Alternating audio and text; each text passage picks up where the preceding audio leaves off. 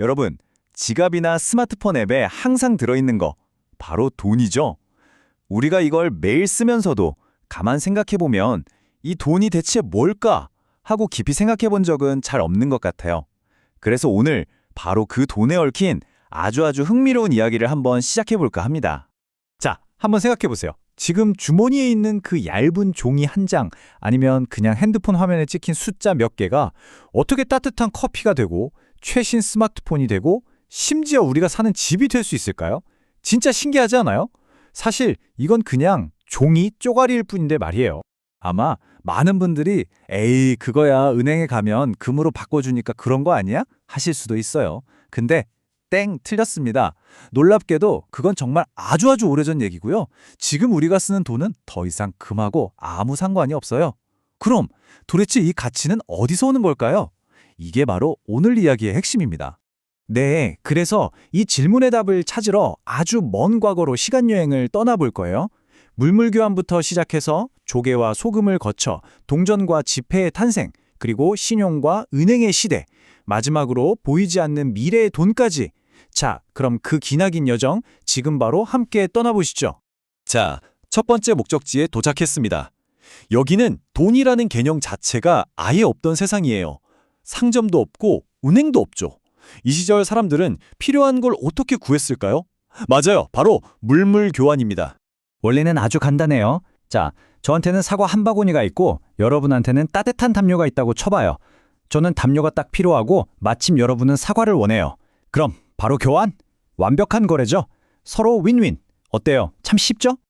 근데 문제가 항상 이렇게 쉽게 풀리진 않죠? 만약 제가 필요한 건 신발인데 가진 건 사과뿐이라면요?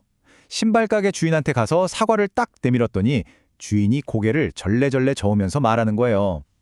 사과는 별로. 전 닭이 필요한데요. 이제부터 머리가 아파지기 시작합니다. 이 골치 아픈 상황을 경제학에서는 좀 어렵게 욕망의 이중적 일치라고 불러요. 말이 어렵죠? 그냥 쉽게 말해서 내가 원하는 걸 가진 사람이 딱 마침 내가 가진 걸 원해야만 거래가 된다, 이 말이에요. 당연한 소리 같지만 이게 딱 맞아 떨어지는 게 보통 힘든 게 아니었죠. 그래서 물물교환은 정말 너무너무 비효율적이었어요. 이 지긋지긋한 불편함을 해결하기 위해 드디어 인류의 구원 투수가 등장합니다. 바로 기가 막힌 아이디어 하나죠. 야, 그냥 우리 모두가 가치 있다고 생각하는 거, 그걸 중간에 끼워서 교환하면 어때? 바로 이 생각에서 인류 최초의 돈이 탄생하게 됩니다. 그 모습은 진짜 상상 초월 각양각색이었어요. 바닷가에선 예쁜 조개 껍데기, 추운 동네에선 따뜻한 동물 가죽, 또 어디선 소금, 심지어는 희귀한 새의 깃털까지 돈으로 썼다니까요. 핵심은 딱 하나였어요. 모두가 좋아하고 또 어느 정도 귀한 물건이라는 거. 여기서 진짜 재밌는 TMI 하나.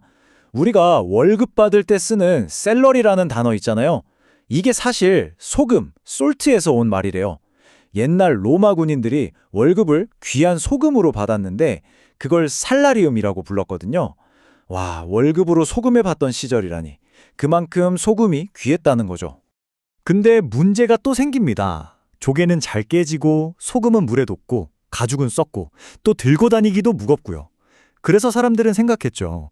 좀 더 튼튼하고 가치도 안 변하고 가지고 다니기 편한 거 없을까? 그리고 마침내 땅속에서 그 해답을 찾아냅니다. 바로 반짝반짝 빛나는 금속이었죠. 자, 시간은 약 2700년 전으로 거슬러 올라갑니다. 무대는 지금의 터키, 리디아 왕국. 여기서 정말 세상을 뒤바꿀 아이디어가 터져 나옵니다. 그건 바로 금속 덩어리에다가 특정 모양을 쾅 하고 찍어서 그 가치를 나라가 보증해 주는 거였어요. 드디어 인류 최초의 동전이 세상의 모습을 드러내는 순간입니다. 여기서 진짜 중요한 건요, 금속 그 자체가 아니에요. 바로 저 왕의 도장입니다.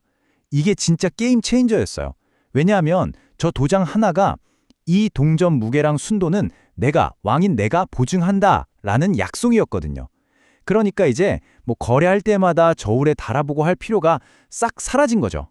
거래 속도가 그야말로 폭발적으로 빨라지게 됩니다.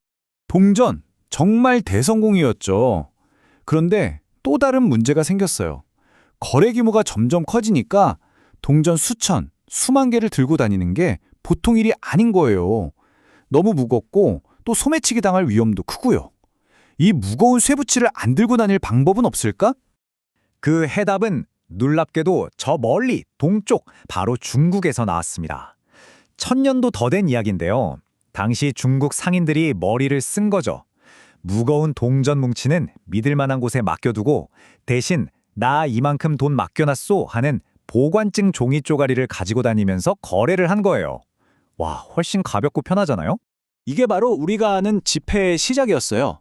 초창기 지폐, 이걸 좀 어려운 말로 태환화폐라고 하는데요. 이건 이 종이 자체에 가치가 있는 게 아니었어요. 이건 그냥 언제든지 가져오시면 진짜 금이나 은으로 바꿔드립니다 하는 일종의 교환 약속 증서였던 거죠. 결국 또다시 이 종이 한 장의 가치는 어디서 나온다? 맞습니다. 믿음과 약속에서 나온 거예요. 자, 이제 이야기는 현대로 훅 넘어옵니다. 금고 역할을 하던 곳이 이제 체계적인 은행이 되고 단순한 믿음은 신용이라는 더 큰 개념으로 발전해요. 그리고 바로 이 신용이라는 게 경제를 어마어마하게 성장시키는 엔진이 됩니다. 이 그림 한번 볼까요? 아주 간단해요. 자, 1번. 제가 은행에 돈을 맡겨요. 이게 예금이죠. 그럼 2번. 은행은 그 돈을 가만 놔두는 게 아니라 트랙터가 필요한 농부한테 빌려줍니다. 대출이죠. 3번. 농부는 그 돈으로 트랙터를 사서 농사를 더 잘 짓고 돈을 벌어요. 투자한 거죠. 그리고 마지막 4번. 농부는 빌린 돈에 이자를 붙여서 은행에 갚습니다. 어때요? 저도 이자 받아서 좋고 농부도 돈 벌어서 좋고 은행도 돈 벌고 모두가 이득이죠. 이게 바로 돈이 돌고 돌면서 경제 전체를 키우는 은행 시스템의 마법 같은 원리입니다. 그러다 20세기에 들어와서 정말 엄청난 사건이 벌어집니다. 이전까지는 근본이제라고 해서 모든 돈의 가치가 실물 금에 딱 묶여 있었어요. 안정적이긴 한데 나라에 금이 있는 만큼만 돈을 찍을 수 있으니까 경제가 크는데 한계가 있었죠. 그래서 대부분의 나라들이 아주 과감한 결정을 내립니다. 바로 금과의 연결고리를 그냥 싹둑 끊어버린 거예요. 그리고 오로지 정부를 믿으시오 하는 그 신뢰 하나만으로 가치가 유지되는 명목화폐 시대로 들어선 거죠. 맞아요. 바로 지금 우리가 쓰는 돈입니다. 이 돈의 가치는 이제 오직 믿음 하나에 달려있는 셈이죠. 자, 드디어 시간여행의 마지막 장에 도착했습니다. 이제는 동전, 지폐 같은 종이마저 사라지고 있는 시대, 바로 보이지 않는 돈의 시대입니다. 돈은 이제 실물이 아니라 그냥 데이터가 돼서 빛의 속도로 전 세계를 누비고 있죠. 이 타임라인 한번 보세요. 와, 이 변화의 속도 정말 장난 아니죠? 신용카드가 나온 게 엊그제 같은데 어느새 인터넷 뱅킹, 모바일 결제는 그냥 일상이 됐고 심지어는 특정 국가나 은행이 보증하지 않는 암호화폐까지 나왔잖아요. 진짜 지난 수천 년의 변화를 다 합친 것보다 최근 몇십 년의 변화가 훨씬 더 드라마틱한 것 같아요. 그래서 핵심은 이거예요. 지금 이 세상에 존재하는 돈의 90% 이상은 사실 실물이 아니라는 거.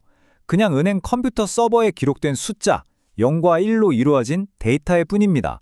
저 옛날 사과 한 바구니에서 시작했던 돈이 이제는 눈에 보이지도 않는 신호가 된 거죠. 정말 대단한 여정이지 않나요? 자, 이렇게 물물 교환에서 시작해서 조개, 동전, 지폐, 그리고 디지털 데이터까지 돈의 역사를 쭉 돌아보니 결국 하나의 질문으로 모아지네요. 우리는 무엇의 가치를 두고 무엇을 믿을 것인가? 인류는 이 질문에 계속 답을 찾아온 거예요. 그렇다면 마지막으로 여러분께 질문을 하나 던져보겠습니다. 지금으로부터 딱 100년 뒤 우리의 후손들은 과연 무엇을 돈으로 쓰고 있을까요? 아마 우리 후손들은 지금 우리가 쓰는 플라스틱 카드를 보면서 우리가 박물관에서 조개 껍데기 보는 것처럼 신기해할지도 몰라요. 아니면 SNS의 좋아요 개수나 개인의 건강 데이터가 새로운 돈이 될 수도 있겠죠? 돈의 미래는 결국 우리의 상상력과 또 다른 형태의 믿음이 만들어갈 겁니다. 여러분은 어떻게 생각하세요? 여러분의 기발한 상상 댓글로 마음껏 나눠주세요.